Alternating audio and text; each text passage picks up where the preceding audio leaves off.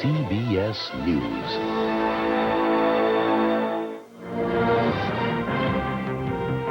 This is Arizona 5 News at 6.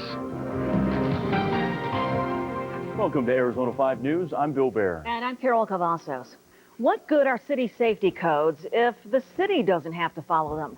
Arizona 5 News has learned Phoenix City Hall doesn't meet its own fire safety requirements. Troubleshooter 5's CJ Ward tells us what's going on.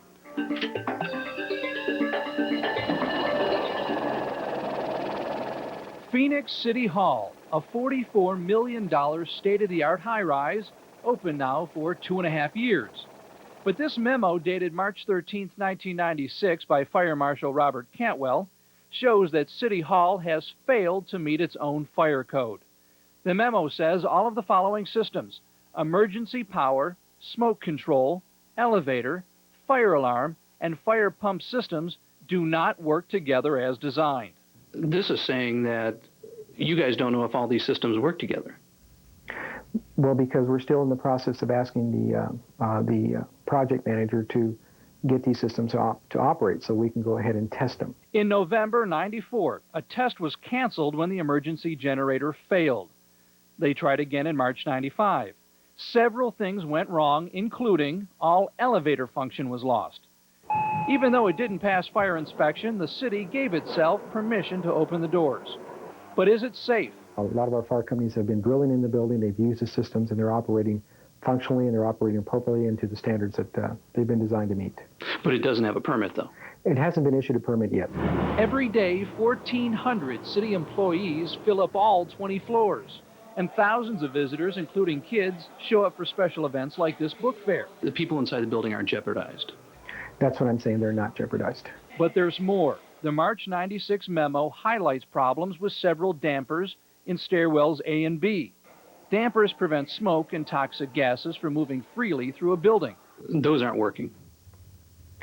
In this case, those particular dampers aren't working. And what about the emergency generator that failed during a test? It almost sounds as if the main generator goes, you're going to have to rely on this emergency system. That obviously hasn't worked. Well, in this situation, I can't, the fire protection engineer who specifically understands that plan is not with me here today. Who at City Hall is in charge of fixing all these problems?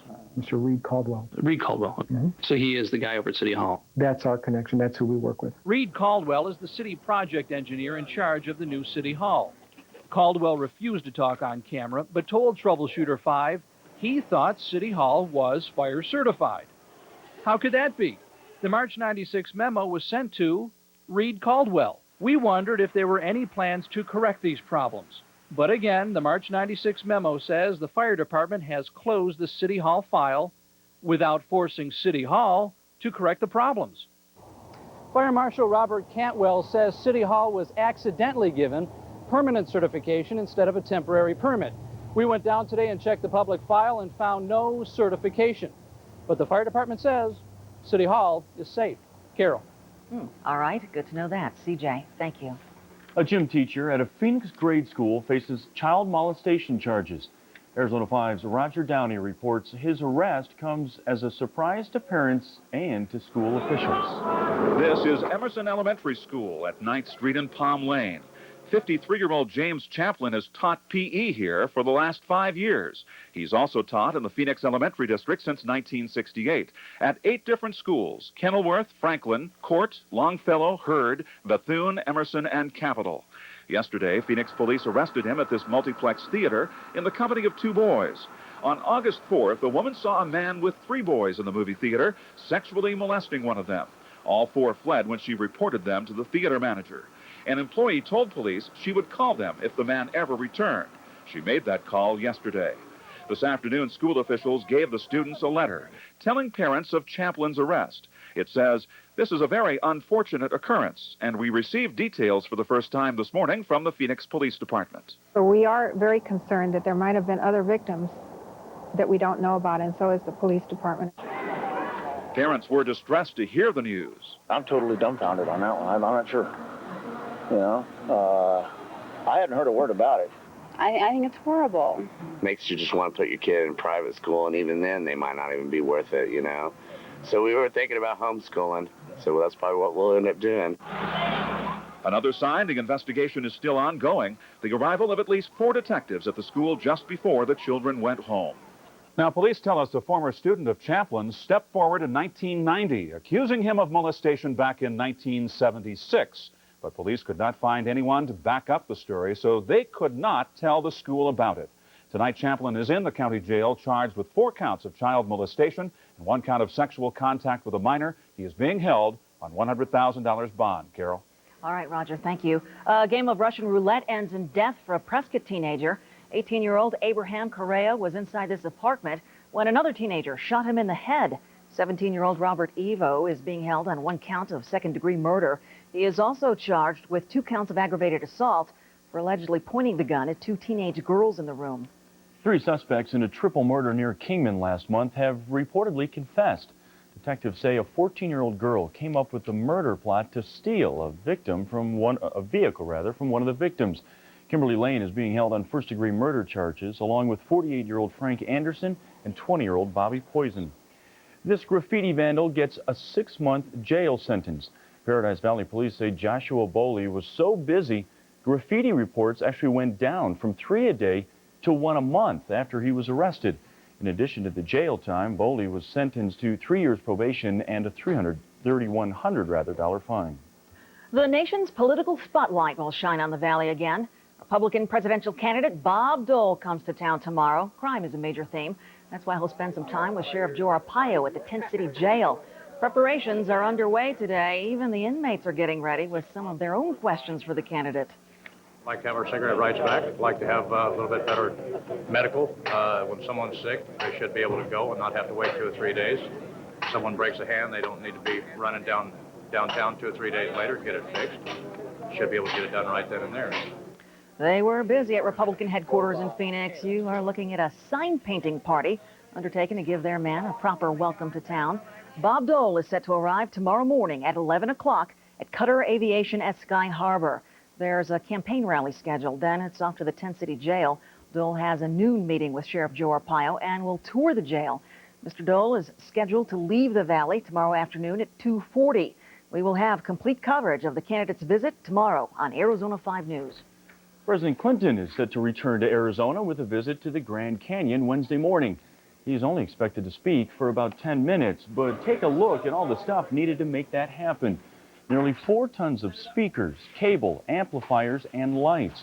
Project manager Nick Voss from Audio Visual Arizona will leave early tomorrow for the canyon with a 24-foot-long truck loaded with equipment. We'll have 3 main speakers on each side of the stage. We'll have a delay of smaller speakers out in the wings. Slowly. Voss will also provide 24 fill-in lights on the president's face to make sure there are no shadows. No, can't have those. Scottsdale's mayor admits she's learned a lesson the hard way.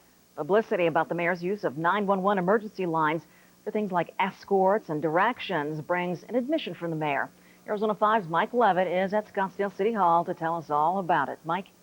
Well, Carol, the city council meeting just adjourned here a few minutes ago, and there was some talk about it during the session all around City Hall today. The mayor got some good-natured ribbing, officers to get the mayor a street atlas, even a mention on some national newscasts. 911 emergency. When you think of 911, you think emergency.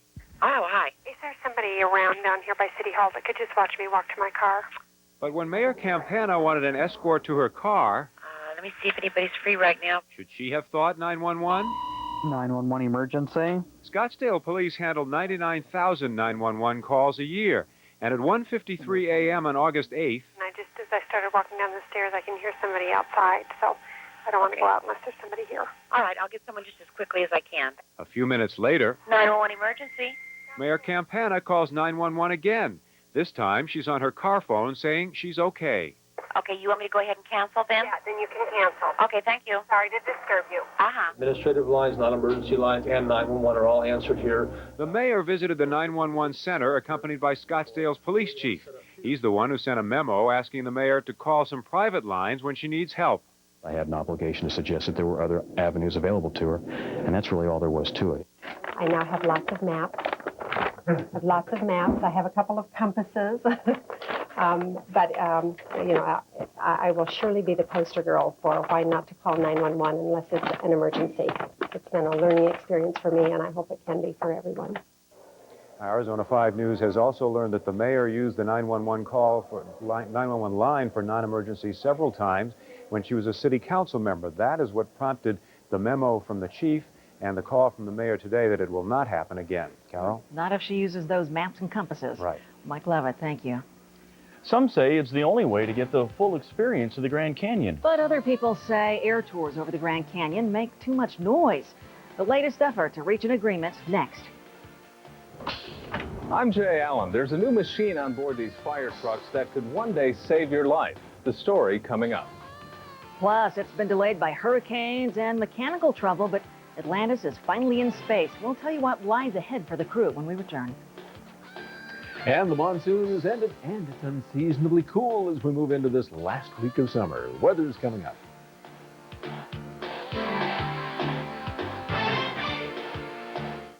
Tonight on Dave, Tim Allen. Later this week, Bill Cosby, Goldie Hawn, Fran Drescher, and Stupid Pet Tricks. Keep an eye on it. All on CBS. If you think you've seen MASH, take another look. Catch one of your favorites back where it belongs. MASH can now be seen weeknights at 6:30. That's entertainment. So fall in. Catch MASH weeknights at 6:30 on Arizona 5. We're supposed to be car salesmen, not Navy SEALs. We sneak over there, we get the details on the factory authorized clearance, and we sneak out. Come on. Get a 96 Ford F-150 regular cab with 600 cash back or 6.9 financing during factory authorized clearance. That's any 96 F-150 regular cab 4x2 with 600 back or 6.9 financing. What if we get caught? We plead insanity. Stop by your Greater Phoenix Ford dealer during factory authorized clearance. Had for lunch. We'll be back in a moment. Excuse me. Yes, you. Can you remember the last time you sat down as a family and watched something that brought you closer together? Well, then maybe you'd be interested in a new video that does just that. It's called Family First, and it's yours free simply by calling this toll-free number. Family First shares ideas like setting aside one evening a week for the family to spend together. It shares principles that are part of Heavenly Father's plan, created for families to find lasting happiness. Principles that help teach values, promote service, and keep lines of communication open in your family. The ideas are simple, fun, and important, but best of all, they build stronger families. Family First is a gift from the Church of Jesus Christ of Latter-day Saints at no cost when you call this toll-free number. So please call now and put your family first. Air tour operators over the Grand Canyon are warning you may have to make reservations months in advance if new regulations are adopted. Those proposed regulations would put a cap on the number of air tours in an effort to cut down on the noise over the canyon. The proposal would also create a curfew from April through October. Planes and helicopters would not be allowed in the air between 6 at night and 8 in the morning. Tour operators claim the curfew would endanger tourists. That would significantly impact on when the air tour operators can not only fly these passengers, but that's optimally when it's safest to fly, during daytime hours. The plan, debated at a public hearing today, would also restrict all flights to limited airspace, which the tour operators claim would put pilots and tourists at risk. Under the plan, the amount of flight-free airspace over the canyon would double to 87%. You have a new way to get to Sky Harbor. Dedication ceremonies mark the opening of the northbound lanes for the Sky Harbor Expressway. The highway, which runs parallel to the Hohokam Expressway, gives motorists another way from University across the Salt River to the airport. ADOT hopes to eventually connect the Sky Harbor Expressway with Interstate 10 when they get funding.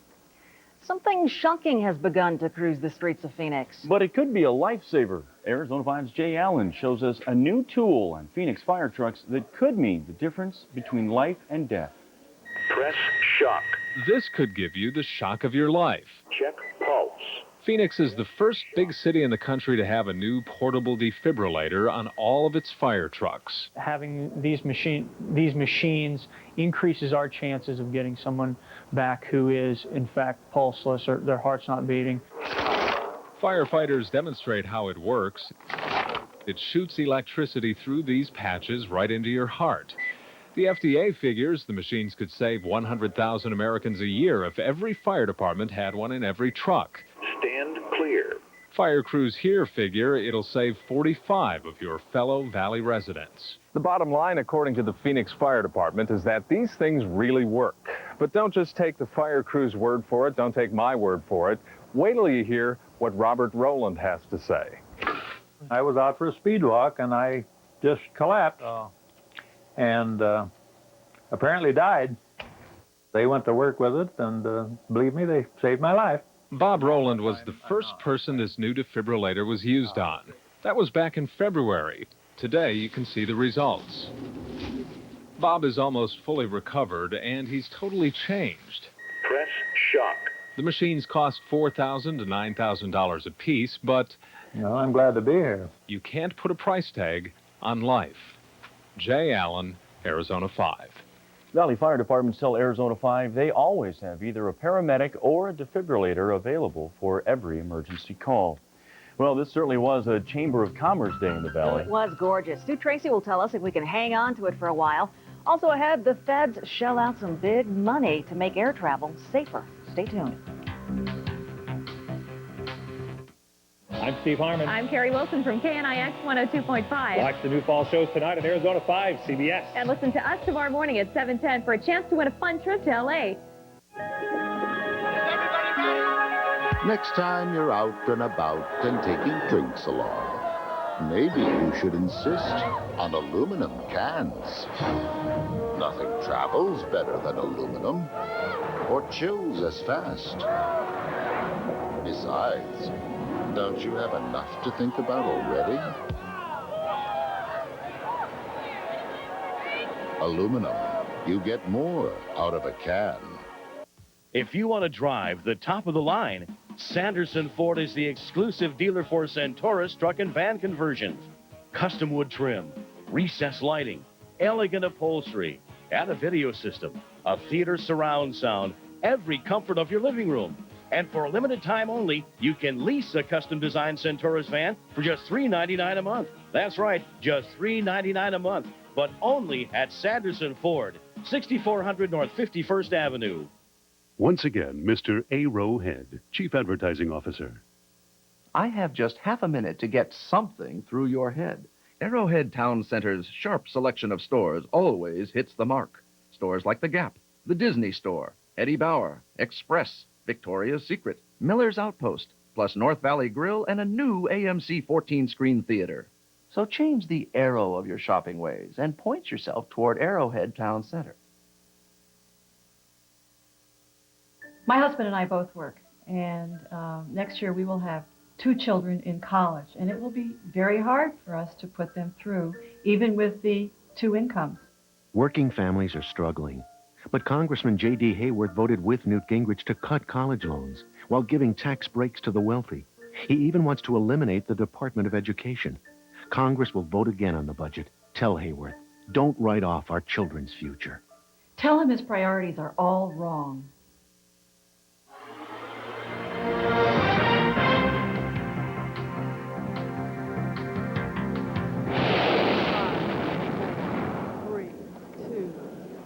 The Space Shuttle Atlantis roars into orbit early this morning. Nobody's more happy to see it lift off than astronaut Shannon Lucid. She's been aboard Russia's Mir space station for the last 6 months. Her return to Earth has been delayed several weeks by mechanical problems and hurricanes. Atlantis is scheduled to dock with Mir Wednesday. America takes its first step toward improving an overloaded air traffic control system. The feds announced a $1 billion contract to Raytheon to upgrade 400 air traffic control facilities across the country. The new radar displays will replace 20-year-old terminals that controllers now use with larger, easier to see, full-color digital displays. Military facilities are also included in the upgrade. Boston's Logan Airport will be the first to have the new system installed. That is expected in 1998.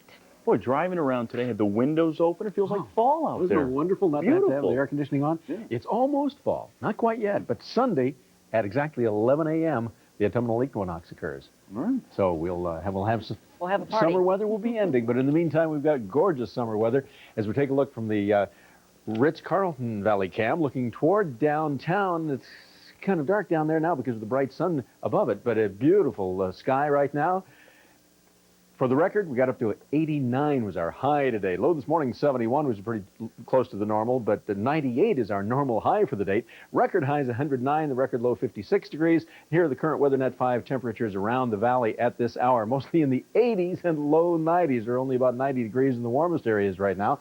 Take a closer look at our WeatherNet 5 instruments up at Paradise Valley High School. The temperature's 85 degrees, relative humidity 34%, dew point 54 degrees. There's no wind to speak of at this hour. And around the nation, the weather in motion over the last 12 hours, and this is what we can give credit to for our cool weather. This low pressure trough moving down here, and very well-defined, unusually well-defined low pressure. You can see these clouds heading south through the western states and along the coast, and then making the turn right here over southern Nevada and northwestern Arizona and heading north through the Rockies. That's bringing cooler air down into our part of the country very dramatically. In the eastern sections of the nation, remember Fausto that was over Mexico on Friday or moving on to Mexico? That moisture has now moved clear up into the northeastern part of the country, and that is causing some very heavy rain back in the all the way from southern New England down through the Ohio Valley and over parts of the southeast, where some of that weather has been rather violent today. A tornado near Tupelo, Mississippi this morning caused some damage, and now tornado watches are out in parts of Alabama, Georgia, and up through the Carolinas. Fair weather through much of the western states, or the central part of the country today, but in the west, showery weather for the most part, and there has been some snow up in the higher elevations, up around 6,500 feet and above. The cold front resulted in a dusting of snow at Park City, Utah, where this tape was shot this morning. A few inches accumulated at Snowbird and Deer Valley ski areas, and this summer won't be around long, but more seasonal temperatures will soon return. Now, here in the southwest, you can see that precipitation well to the north of us, but no radar echoes over Arizona at the present time. The day started out mostly sunny to just partly cloudy. Had fair weather cumulus clouds around today. A little windy over northern Arizona, winds up 20, 30 miles an hour in that part of the state this afternoon. No rain so far, but a few showers could pop up during the evening hours over northern Arizona. Meanwhile, we'll enjoy these below normal temperatures provided by this low pressure trough. These were our highs around the state today. Look at Flagstaff, only 59 degrees. There's our 89 here in Phoenix. The warmest of all was over at Lake Havasu City, and that was only 95 degrees, got down to 34. But Greer for the coldest in the state this morning. These are the expected lows around Arizona tonight. Here in the valley, mostly clear and mild. Overnight lows, low 70s down to about 60 degrees. Partly cloudy, breezy afternoon tomorrow. Again, about 89 degrees for the high, and then a little or no change. Actually, a slight gradual warm-up as we move through the week. But for the first half of the week, nice and cool, and then a little warmer by the weekend. Very nice. Thanks, Stu. Well, what's a head coach to do? It's tough to take anything good out of yesterday's Cardinals game, so how do the Birds save the season? We'll look for answers next in sports. The 1997 Dodge trucks are arriving daily at the #1 Dodge dealer in the world, Earnhardt Dodge. You can drive a factory-fresh 1997 Dodge full-size truck for only $259 a month. And just in, the all-new restyled 97 Dodge Dakota pickup. You can lease one for only $252 a month. That's right, lease one for only $252 a month. So stop out at Earnhardt Dodge and test drive a brand new 97 Dodge truck today. That's on Country Club just south of Baseline, and that ain't no bull. A penny goes a long way at Walgreens. Now, when you order supersize prints with your film processing, you get a second set for just 1 cent per print. That's right, a penny a print. And of course, you get quality processing and next-day service 7 days a week. 24 supersize prints are just $5.99 every day. And right now, a second set is just a penny a print. Walgreens makes every penny count.